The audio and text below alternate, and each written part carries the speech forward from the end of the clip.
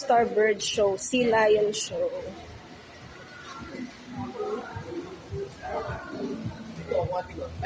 Nanonood po tayo ng Sea Lion sa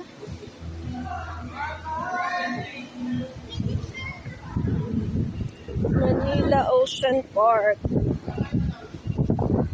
Daily show schedule. Ang dami ng tao.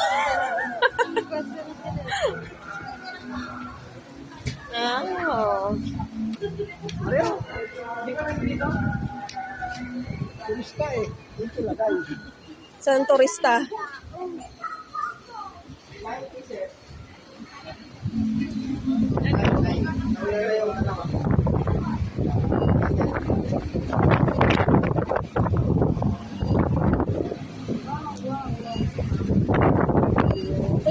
Han, anong ginawa mo? Han? Kami po doon na kasama. Okay na ba?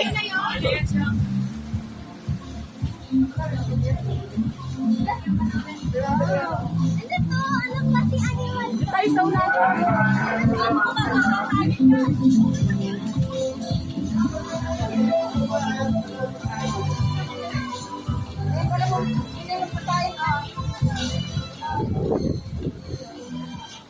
Kung nakikita nyo yung lamesa sa gitna, yung madadaanan yung lamesa sa gitna, sa may tapat ng color red, doon yung bird show natin mamaya ha.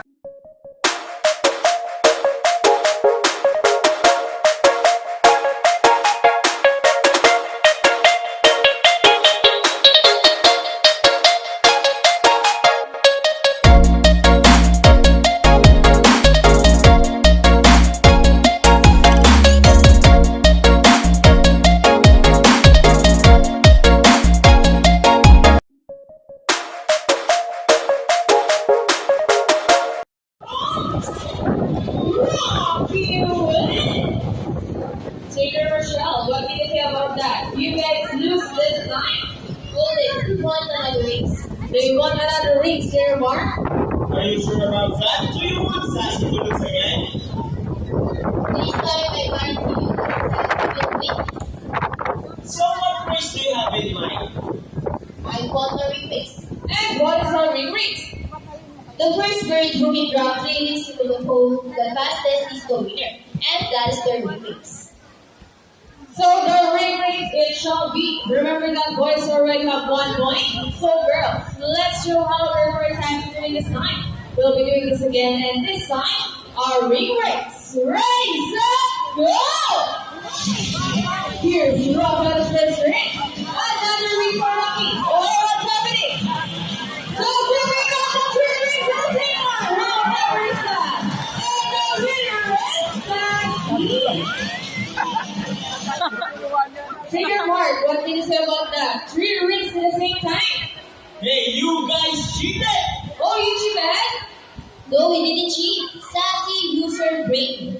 Oh, so that's true. For Sassy, later on, you can yourself as Trigger Mark.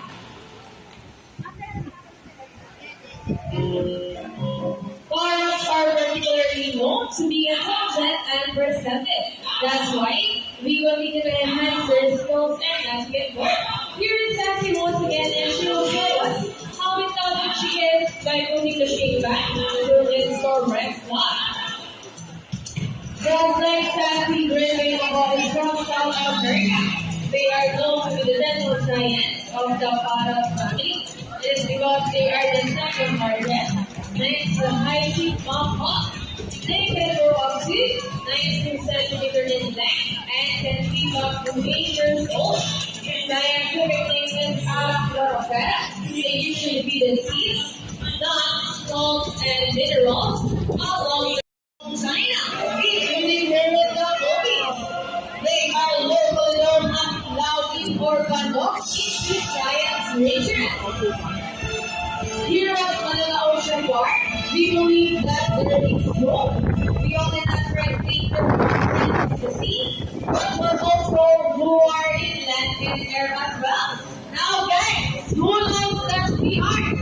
It's reduced, reuse, and recycle. Very good. So once again, here's Buddy and Rocky to show us the proper way to disposal.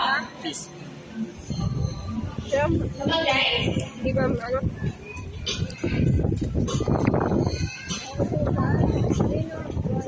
See, if our government can do that, we believe that so can everybody. Ladies and gentlemen, we know who enjoy the show. Are the best spectacular? Well, in their own way, no matter how small the efforts, let's take action in saving them from exploitation or even extinction. Please, let's all do our part in saving the world. Because remember, these not only whole, big God. Now I want to present to you the birds and the singers who made the show possible. Peter Mark with Rocky. Peter John with Light. Peter John with Shadow. Peter Jared. And once again, I'm Peter Mikey. Thank you, Andrew. Bye. Bye, guys. Please be in the seat because we will have a sea lion show. And please do not cross the yellow line. Thank you.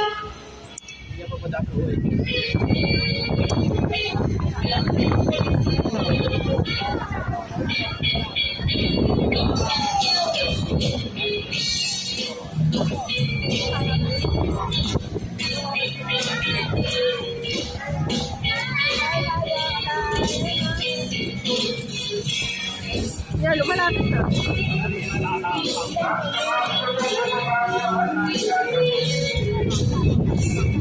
Ano yun, Han? Ano naman? Ha?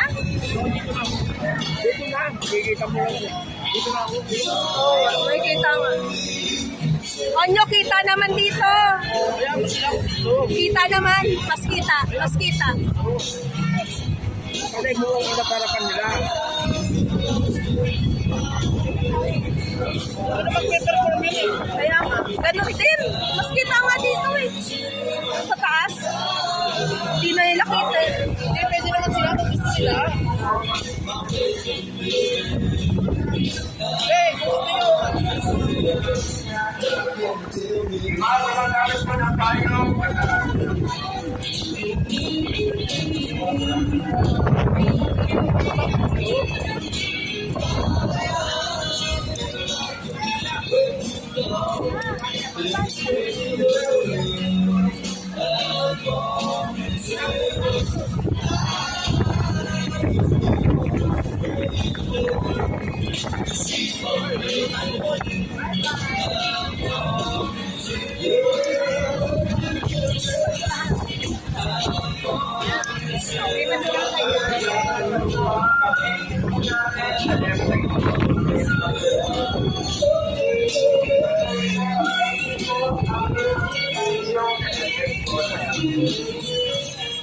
Kita niyo dyan. Oo.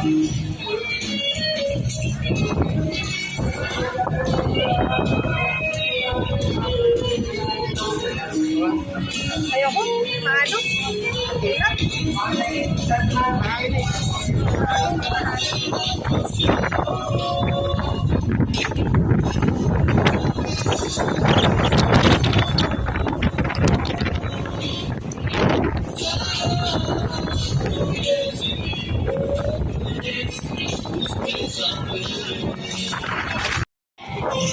Ayun na, narinig ko.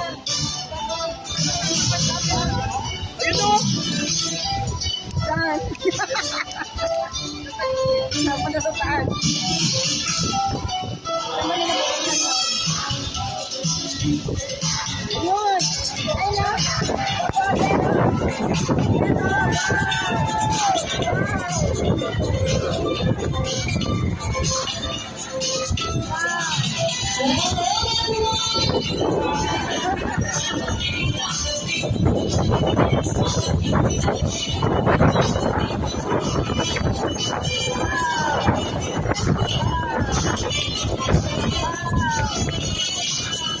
Kaya-kaya ko rin yan.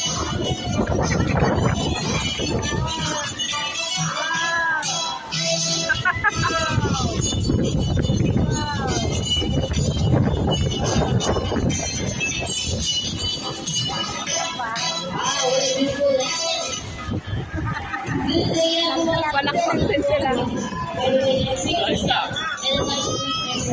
together with your peers. On your left side is the only male South American sea lion that we have, and he is the handsome one. Wow, confident. Ano masasabi mo, Han? Together between your arms, say hi. And on the other side is one of the eldest female South American sea lion that we have here, and that's neighbor, the smartest. Don't be shy, girl. Her name is Debbie. Together with Trainer Jerry, say hello. Now let's continue. So guys, do you have any idea why are they called feet or feathers furry mammals? Any idea? Do they have feathers? So let's ask them. Guys, do you have feathers? The answer is no. It's actually because of their brown fingers, which are shaped like a bird's wing. See those? The term millipede will also be translated as wing-footed, since their fingers do look somewhat like wings. In fact, they appear to be flying underwater from place to place, right guys? And you know, they often be seen as themselves because they look very much alike. But some differences between a silk and a sail lion is the fact that they have fingers from six. And they can also turn their back fingers, something close enough to. As a result, they can walk upright while on the sand. And that's a fine demonstration of one round of applause for Vincent and Ian. And guys, you know what? They have this long and flexible neck. How flexible? Well, check this out.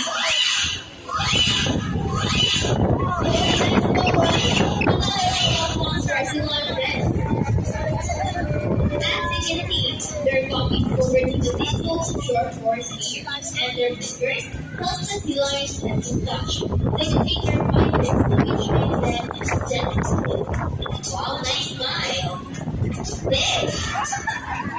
They can also use their fingers to eat ammunition or to detect regulations from physical water. And their small pair of ears gives them a little sense of hearing. Full of all and with the surface. Sea lions like very mammals can see well full of ball underwater. They have behind vision. In the wild, they carry water scooters, not rocking crystal animals, and have a preference for rocky ridges. They have excellent climbing abilities, which can either skate, rocky, and down. Very strong rocky ridges. And that's number 4, Marcelo friends. Come on guys, we're ready. Would you love to see them dance? Yes! Well, you say